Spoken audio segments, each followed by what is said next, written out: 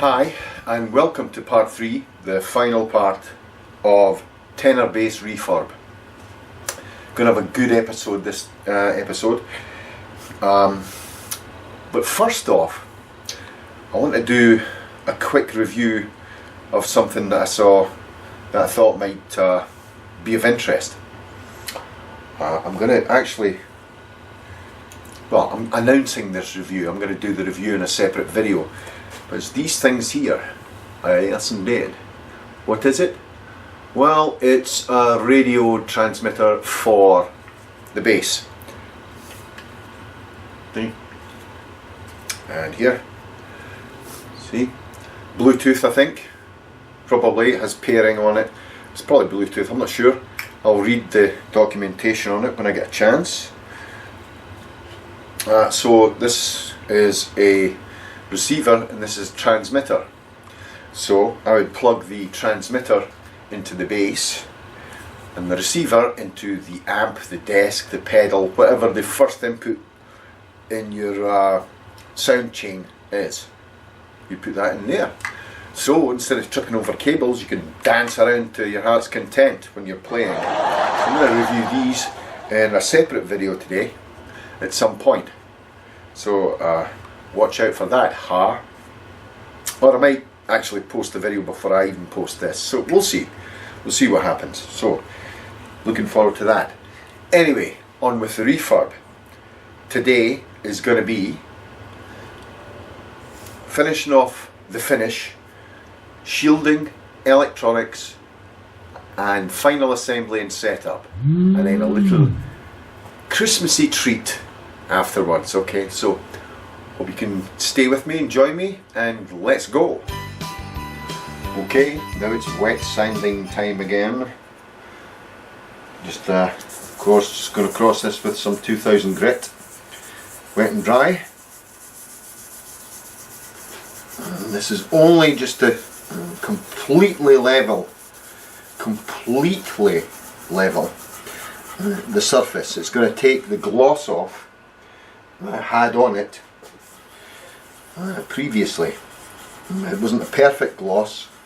There's some high points in it, so you get some shimmering that you don't like. You know, I don't like to see anyway. I do like the grain to stick through and see some ridges, but I don't like the shiny bit of ridges that you usually get if you don't wet sand. So actually, when you're wet sanding, it's like the sandpaper is going over roughness and then it changes, so it feels like it's going over an ice rink, a piece of ice. And that's when you know you've wet sanded enough and you're not going through the clear coat completely. You want to keep that clear coat on, so you apply enough of the clear coat so that you know you're not going to go right the way through it when you wet sand it. And that's the secret to the wet sanding. Just get the edges as well. The edges always show some roughness, so you smooth out those edges there and you should be good to go. You can be a little more aggressive with the edges, because usually the clear coat, if you're hand applying the clear coat, it accumulates at the edges somewhat because of the shape of the guitar, run off, stuff like that. So, you know, just get it nice and smooth. And then of course use a paper towel, as lint free as you can possibly get, paper towel to wipe off the excess there. You can see it's fairly smooth. Okay, now the front's done. It's ready for a very thinned down with mineral spirits clear coat, and then another light sanding, and then a buffing, and then a polishing. So that's the way to do it. So I'm going to go over this with some denatured alcohol and then buff it up. Okay? Okie dokie. Okay, now you see, this is my mix of extremely thin clear coat here. This is denatured alcohol for cleaning up. I just coated after a 3000 grit wet sand final coat on the body, a very thin clear coat. This is going to settle, the air bubbles are going to pop really easily, especially when it's half cured and I apply some heat. It will cure very well indeed. So you just make sure it's all tidied up, take a dry sponge brush and just very gently go around the edges there. Make sure there's no drips down the side. If you're doing it surface by surface, then just make sure everything's tidy. Okay? Attention to detail. There we go. So this is going to look very shiny when it's finished. You know, and once it'll pop away, the wriggliness will go away because of gravity, and we'll be good to go. And maybe a final light polish with the abrasive that we use for polishing headlights on cars, and then buff it up, and it'll be a very good tough coat. Remember, a lot of this clear coat has sank into the wood, I mean, along with the grain fillers, so it's going to be very resilient. Should last, I don't know, 10-15 years, hard playing. And then people like when their bass looks scruffy anyway, so it's awesome, it's all good. So, on to the next. We'll do the back and the sides, and then on to the shielding of the cavities, clean them out, shield it, and then let's get the electronics done and the final fit. Looking forward to it. Okay, going handheld for this one, just to show you across the planes there. As you can see, that's the finish on it. It's very bright lights I've got in here, but I want the wood grain to show through and stick out, so it's like a semi-gloss with the wood grain poking through. That's the way I want this, so that's the way I'm finishing it. Just drying right now. You can see it's looking nice and glossy. So, on to the next will be the back and then the sides. Getting exciting, I'm telling you, we're all excited around here. It's now Saturday, the 21st of December. You know? And you know what that means. It means it's Christmas, and this means this is my last filming day for doing the tenor bass. So let's get right to it. We're at a point now where I can start shielding and installing the hardware, electronics, and getting a final assembly done, a final setup done, and let's go for it. Awesome. Okay, just a quick note on the body. As you can see, it's finished, it's dry to the touch. Very, in fact, not just dry to the touch, it's almost cured. So it's a good time to put in all the hardware. One note, as you can see here, I decided to try a little experiment and use some carbon fibre veneer on the control section of the bass. There it is, right there. So I've done that, put that on. Looks rather spiffy actually in the light. It catches the light. See there? Some light in there. And it catches the light very nicely. What I also did was I made 4 screw holes here, just so it looks like a pick guard, and I can put screws in, you know. And it will look very nice, I think. I think it'll look awesome. I think it looks awesome. It was just an experiment, of course, you know. And this stuff is stuff you use in cars, actually, to make that nice carbon fibre finish inside cars. So that's what that stuff is. Just a quick note before we go into the shielding.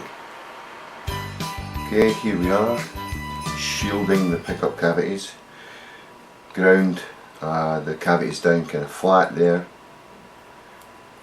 Not too particular about the finish, of course, because it's the interior of the bass, but I did seal it, most important, so no moisture gets in anyway. We're in a humid climate here, so now I'm just using the copper tape, as you've seen in previous videos, and applying it to the pickup cavities. Just get it along the side there, and of course using the old faithful pencil eraser and just making sure that's on there nice and smooth, going along, doing all that lovely stuff, get right into the corners there, of course, because you can do with this thing because it's flexible. It's flexible. Just get that nice and shielded. If we do a really good job of the shielding, you're not going to need a ground wire to the bridge, which, you know, it can be dangerous.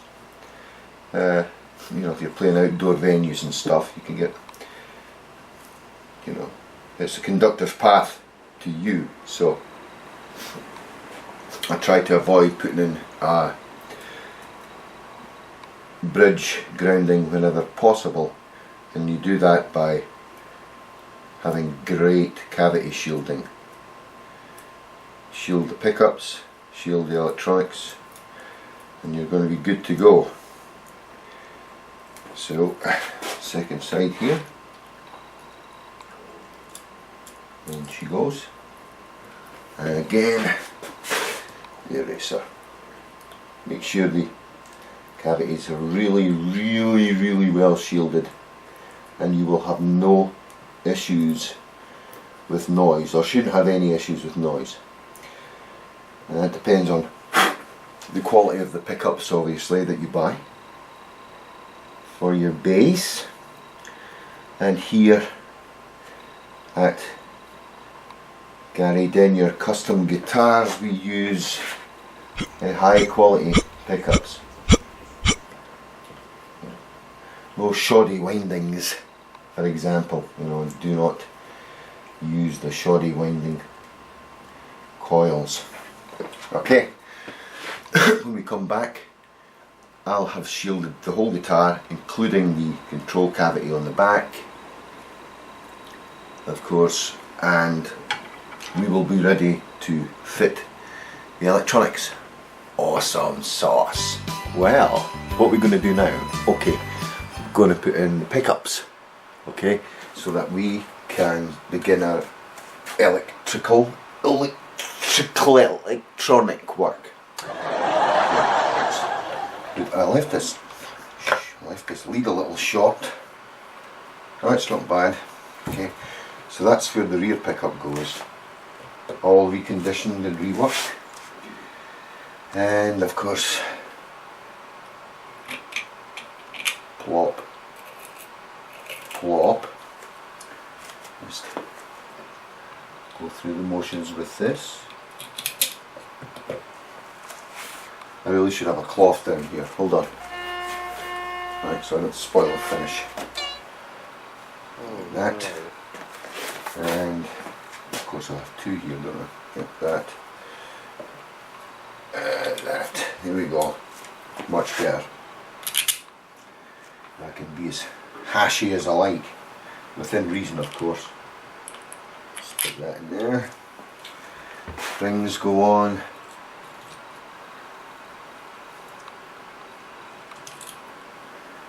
Again, and bring that through.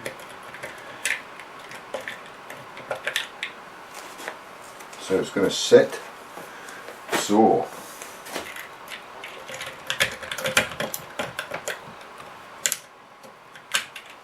okay, get an old trusty electric screwdriver. Just make sure the holes are still okay. Holes are still okay. Right. That's locating perfectly. turn it over, make sure I've got some lead to work with here. Yeah, I've got, it's very short. Well, you know what, no problems. I'm going to romp this pickup down.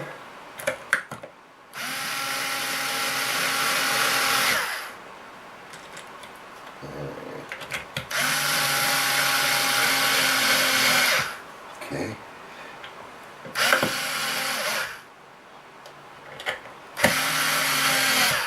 Down to where I kind of finally want it.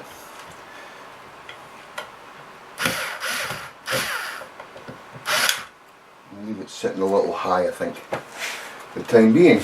Okay, I'm going to go and do the other pickup.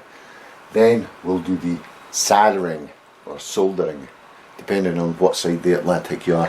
Okay, here we go then. I'm going to connect these wires together. Hope my hands aren't too much in the way. I'm going to try and manoeuvre it so you can see the shop without screwing up the soldering job. So here we go. And tip, wipe, and just run that. There we go. That one done. I pre-fitted, as you can see, some heat shrink there. I'm just going to push it back a little if I can into there so that it doesn't shrink while I'm making this connection, which is the vital one. So let's get in position here. The harness, of course, I took the harness off earlier on, and I only need to cut 2 wires. It's a passive base, so it should be good to go here. And there we go.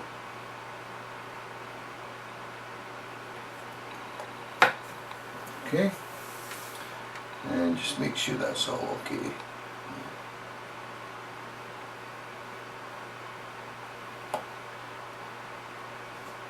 Okay,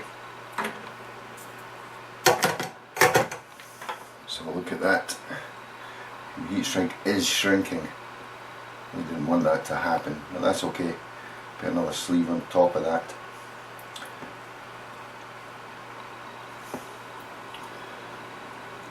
Alright, we work this diam. Okay, here we go again. You can see that, right? My hands are not in the way. They probably are, actually. Bend this like this. And that going. Okay. To the wire, and there we are. That's the first bit. Now, the plan is to put piece heat shrink on this part first and then cover it. So let's go with that.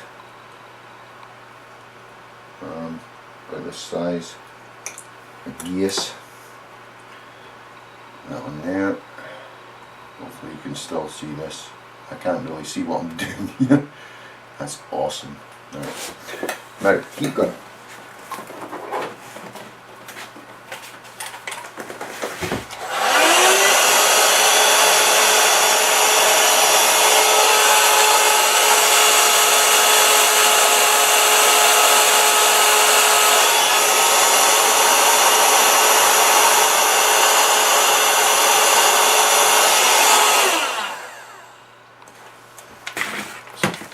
Bit done, and okay, one big sleeve here at this size, cut, and already insulated. There we go.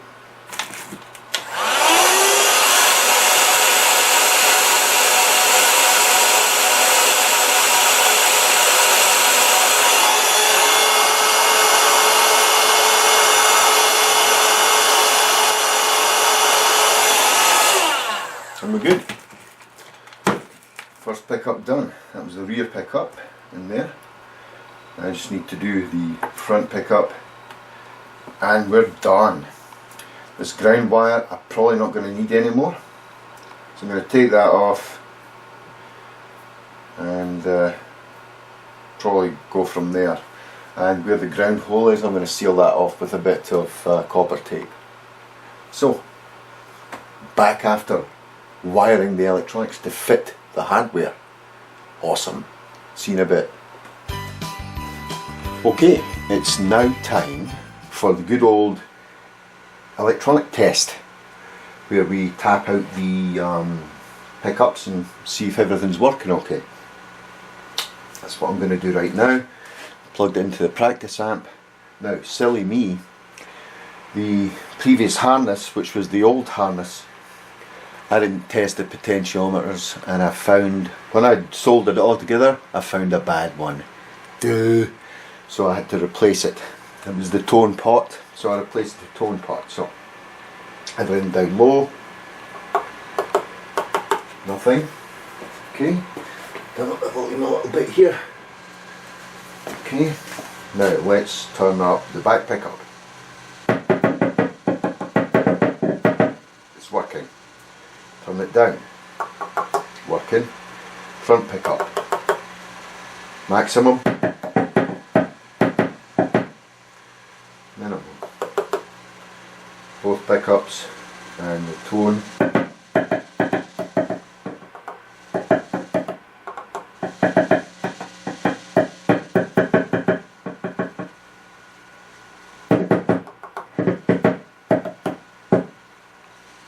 Working good. Awesome. Now we're going to go and fit the hardware. So, okay, time to fit the knobs on the bass, and I get a nice upgrade here. Alabon inlaid knobs, the ones I like, you know. So a nice little upgrade for myself. Gonna go and put these on now. So let's have at it. Should look spectac. Comes back down to 0.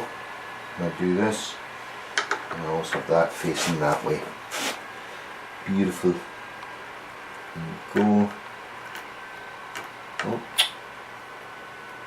Banging. These camera lights make shadows that I don't like, but that's okay. Big excuses coming up.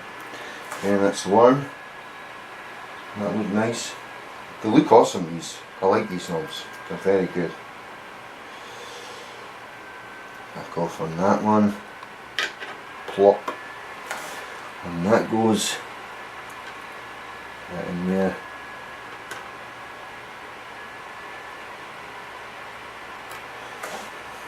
Right in there.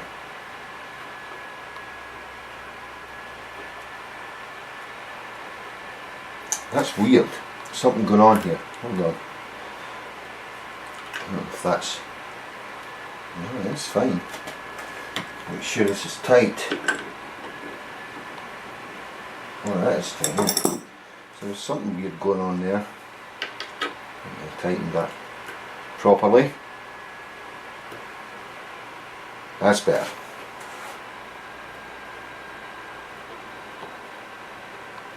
Okay, last one.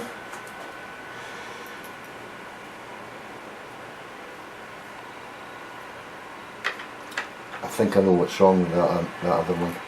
It still felt a little weird. I'm going to put this on, this last one here.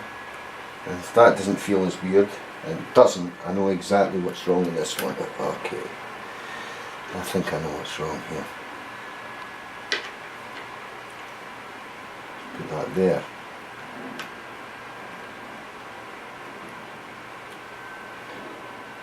Much better. Okay. There we go with the knobs. I got one spare, that's cool. Nice and spare. These are particularly beautiful though, I really like these. Now my next decision is actually the bridge. But first, man, check me for getting these. I'll get out of the way. There's the 4 screws on the faux pick guard style thing. Already did the holes.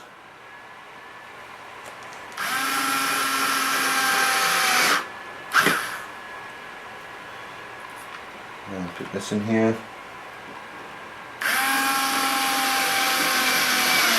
It's actually just a bit of trim. Actually, I'm missing one. Excuse me. Be right back. Actually missing a screw here. I looked them out last night. Obviously the poltergeists are at play again. Can't leave myself alone for a minute with these. And we'll spill some out there. And let's put one more in. And we're done with that. There, doesn't that look absolutely ace, right? Next, the bridge. I was thinking about putting a high mast bridge on this, but the high mast bridge overhangs slightly. That might be a good thing though, so I'm going to go and decide on that. So yeah, I did decide on the high mast bridge. High mast bridge. It overhangs the base slightly at the back. I'm not too worried about that because when I string it, I'm not going to grate it against the body of the base, so that's quite a benefit, I think. So let's put those in. Okay, always lubricating the screws. You know, you don't want to snap screws and stuff like that, so always put some lubrication on them.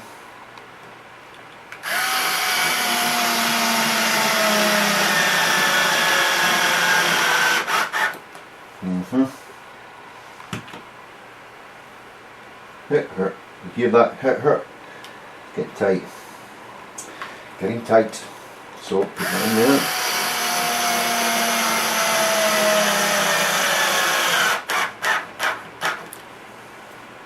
there. Nice. One more. Plenty of lube on that. And in it goes. We don't run out of battery power here.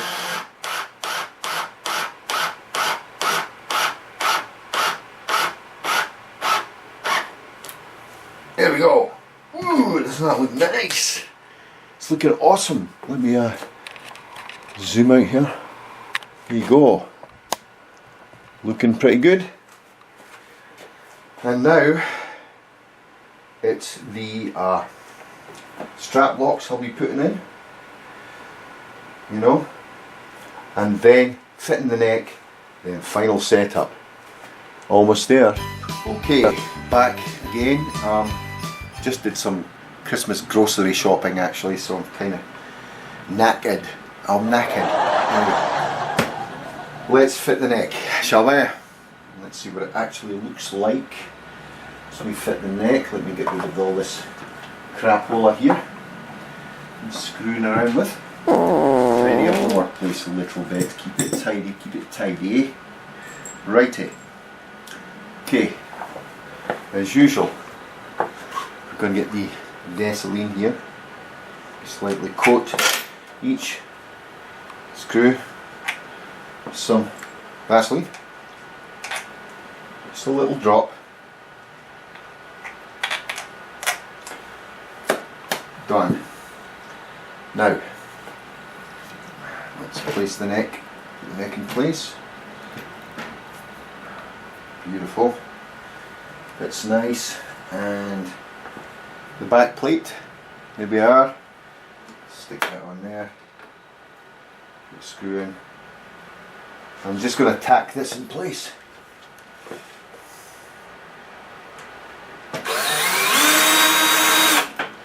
Okay, that holds the neck in place.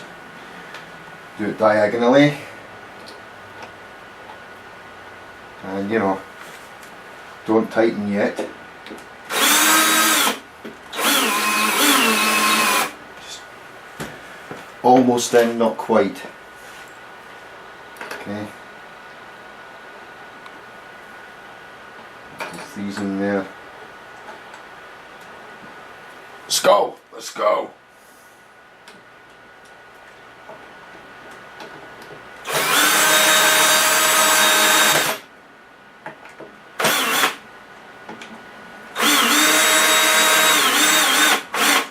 Okay, now let's tighten it up.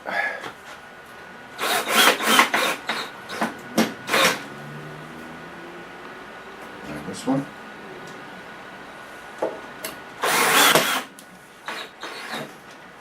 This one. this one.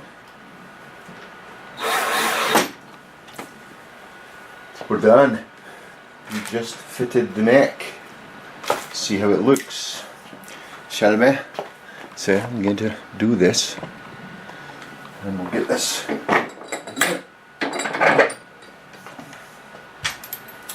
it is. Oh, awesome looking. Looks really nice. Now what I'm going to do is I'm going to fit the strings, and then we'll go through the practice amp and set the bass up. Okay? Okay, now we're going to be setting the bridge height first.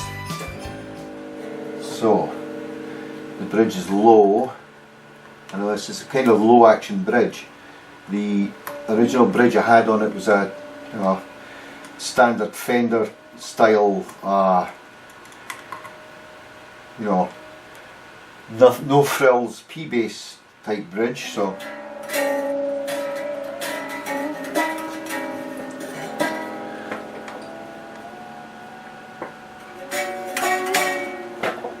just to go up a bit.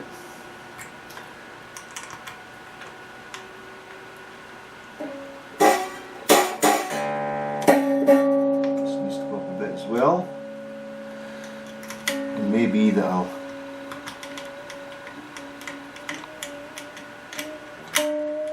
just adjust this until the strings are above the fretboard in a way that I can actually adjust the bass itself. Here we go. Twang.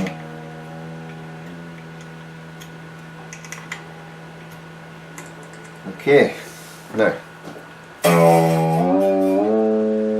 this would be a high, this would be the C.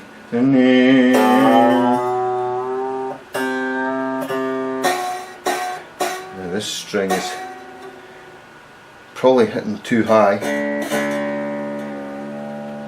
That's a D. And that's the A. So I'm okay with that. Okay with that. Just tweak this up a little bit more, I think. What I'm going to do is I'm going to get a string action ruler after this, and then have a look to see how much I have to go on it.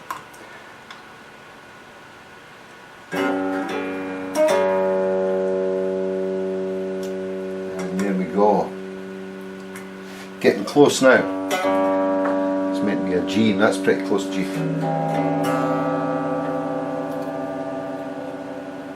Just needs to be roughly in tune. Okay, now I'm going to go and get the string action rule. And what I'm going to do is I'm going to put it along from the 12th fret here and just judge the action. Okay, this way. Looking good. What I'm doing here is this has a calibrated, there you go, the calibration on it. When I hit it, when I lie it flat on the neck, and the string follows this, and of course on this side as well, so you can judge how far off the action is, for idealistic action. You can see there, I don't know if you can see that. Let's zoom out a little bit, shall we? When I do that, it should follow the top of the black lines, and it almost is. I like a low action, so lower is okay for me. We're good on the bridge there, so I'm just going to raise it a little bit, and we're going to play it. I've already adjusted the neck tension, seems to be okay, but I can readjust it. I'm not caring about that just now. I want to get the bridge height to a certain acceptable level so that I can actually play it. Okay, so I think we're about ready. I just made my last adjustment to the truss rod here for action, and it's looking like we've got a good slope here. Yeah. Action is good all down the neck. So I'm going to put the thingamajigger truss rod cover back on, because I never do that, and it really, you know, bothers me sometimes, because I should be doing it and I don't. Get this back on.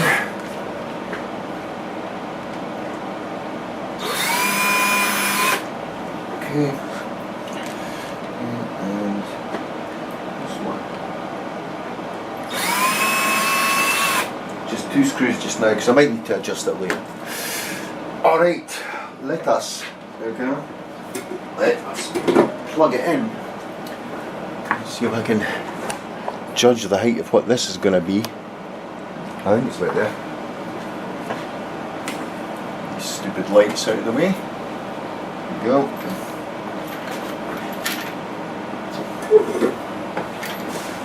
Indeed, hello. Right. Off with that. This is a little practice amp I've got. It's not very good quality, but it's good to know that the guitar is set up, which it should be.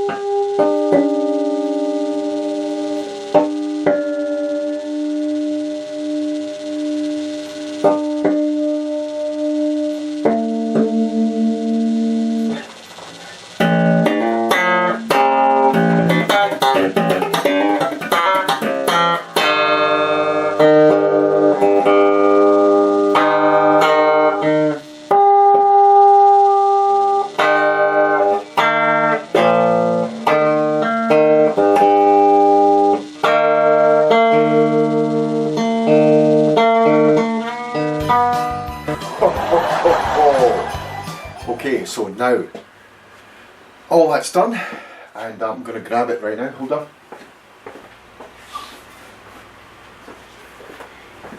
Here it is, the finished article. Isn't it lovely? Isn't it lovely? And of course, what I'm going to do now is, for a grand finale, I'm going to do a completely unrehearsed little Christmas piece for you. Hope you like it. It's probably going to be completely screwed up, but you know, I've got minimal time right now, but it doesn't matter.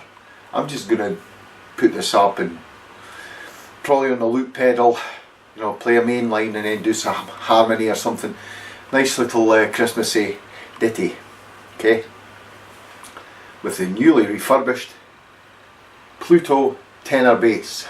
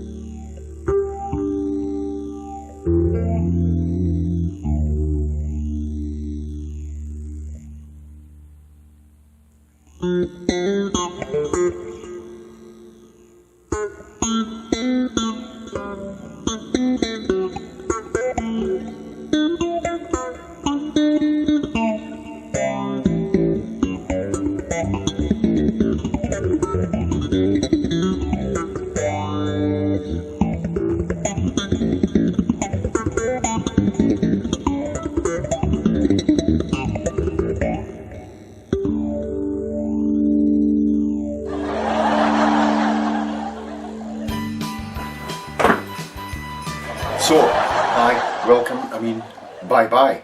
That's it.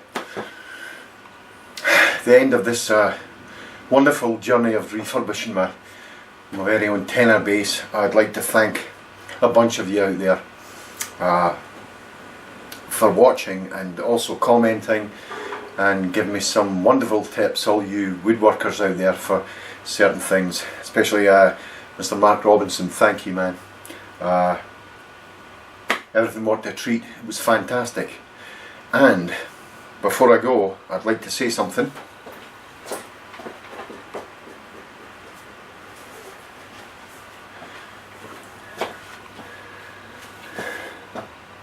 Merry Christmas to everyone. Have a great time, and I hope